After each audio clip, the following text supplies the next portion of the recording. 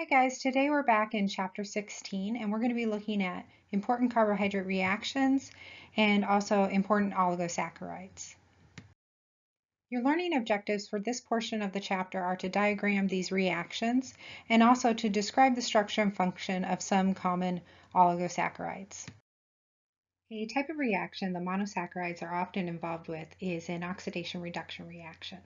A monosaccharide is called a reducing sugar if it reduces and oxidizes an oxidizing agent.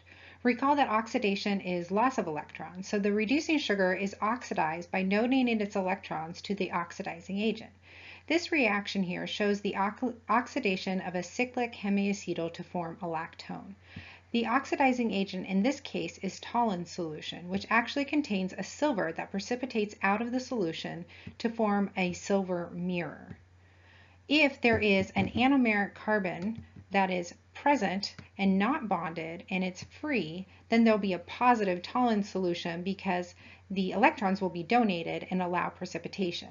If an anomeric carbon is not bonded, or is bonded, and it's actually involved in a glycosidic linkage, there will be a negative Tollin's reaction because there will be no electrons that are donated. Another reaction that can occur is that the carbonyl group of a monosaccharide can be reduced to a hydroxyl group by a variety of different reducing agents. So you can see here the carbonyl group, and the reduction of a carbonyl group to give a hydroxyl group produces what's called an alditol. So here you see sorbitol and xylitol, and you might recognize those names. Those are common sugar replacements that we use. Hydroxyl groups on sugars will act like other alcohols in the sense that they can react with acids to form esters. In this case, ATP transfers a phosphate to glucose to make a phosphate ester. These are particularly important in metabolism of sugars, and we're going to see this later when we look at glycolysis.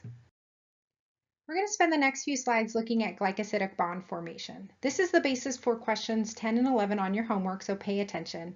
A glycosidic bond forms when the hydroxyl group on the anomeric carbon is replaced by this OR group, where oxygen is represented by the O and R represents a new carbon-associated group.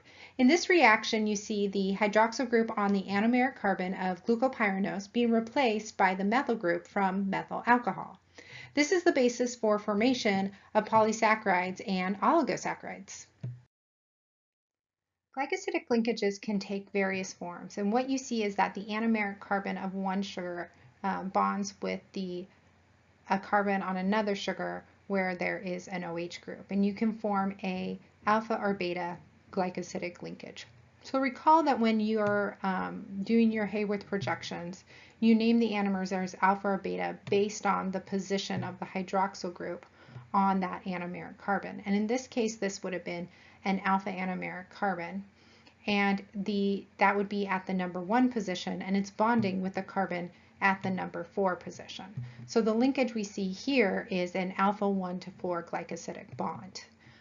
What we see here, the same first alpha anomeric carbon is now bonded to the carbon at the 6th position, and therefore it's an alpha 1,6 glycosidic bond.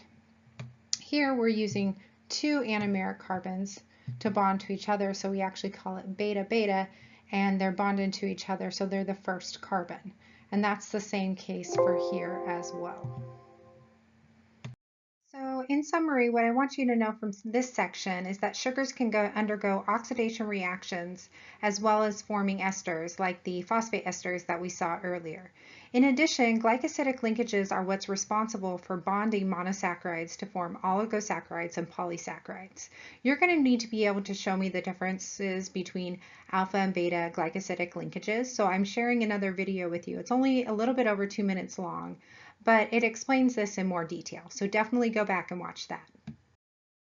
I want to tell you about some important oligosaccharides. Oligosaccharides are going to have more than one monosaccharide, but they're not going to be considered a polysaccharide because it's going to be 2, 3, 4, not super long, right? So here we have sucrose. Sucrose is table sugar. We can get it from sugar cane or sugar beet. And what you see is that it's formed from D-glucose and D-fructose. And this is actually what we study in the lab, right? We're looking at sucrose, glucose, and fructose. So sucrose is a disaccharide that contains both D-glucose and D-fructose. and it's joined by an alpha-1,2 glycosidic bond. Lactose is made of galactose and D-glucose, joined by a beta-1,4 glycosidic bond. And galactose, we learned earlier, is actually a C4 epimer of glucose.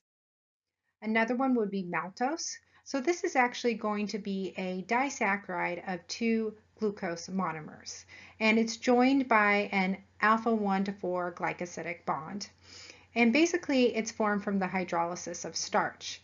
So looking at those 2 glucose monomers, there are others that are formed by 2 glucose monomers, for example, cellulobiose, but the only difference is the conformation of the glycosidic linkage, which is beta-1,4 instead of alpha-1,4.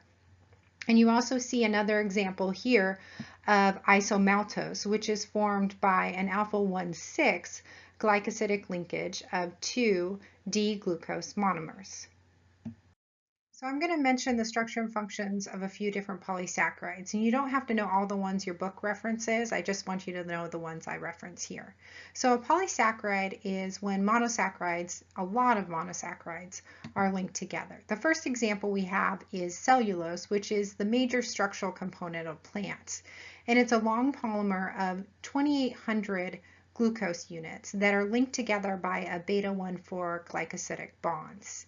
And the thing about cellulose is it's not digestible by humans, partially because of how long it is and also partially because of the extensive intra and intermolecular bonding between the chains.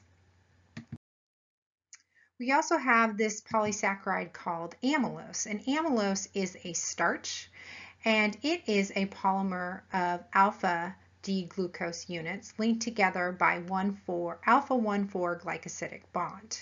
So we also see a bunch of glucose here, and it's even longer than cellulose. But the interesting thing is amylases, which is an enzyme that we produce in our saliva, and our pancreas also produces this, catalyzes the hydrolysis of alpha-1,4 glycosidic linkages. So we are able to digest amylase.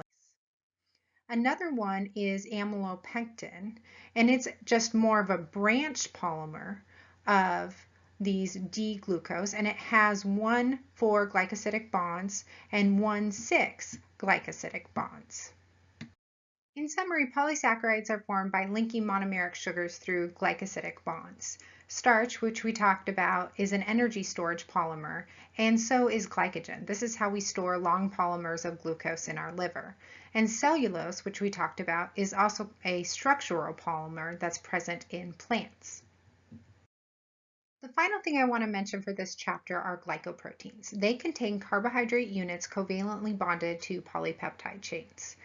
Antibodies are glycoproteins, and so are many antigens. The oligosaccharide portion of glycoproteins often act as antigenetic determinants, which we call antigens. Among the first antigenetic determinants were the blood types A, B, and O. So basically what you have is these A, B, and O, or no glycoprotein, on the surface of red blood cells, and antibodies are able to detect these. Both the antigen and the antibody are glycoproteins. Okay guys, that's it for chapter 16. I want to remind you that chapter 16 is due today on Converge. Monday, you're supposed to turn your chapter 16 homework on Converge. And in order to do that, you're going to need to watch the video on glycosidic linkages, and that will help you do numbers 10 and 11. And finally, we talked about having a Zoom class to review for the exam. So I'll be sending out an email to see what day works best for you guys next week.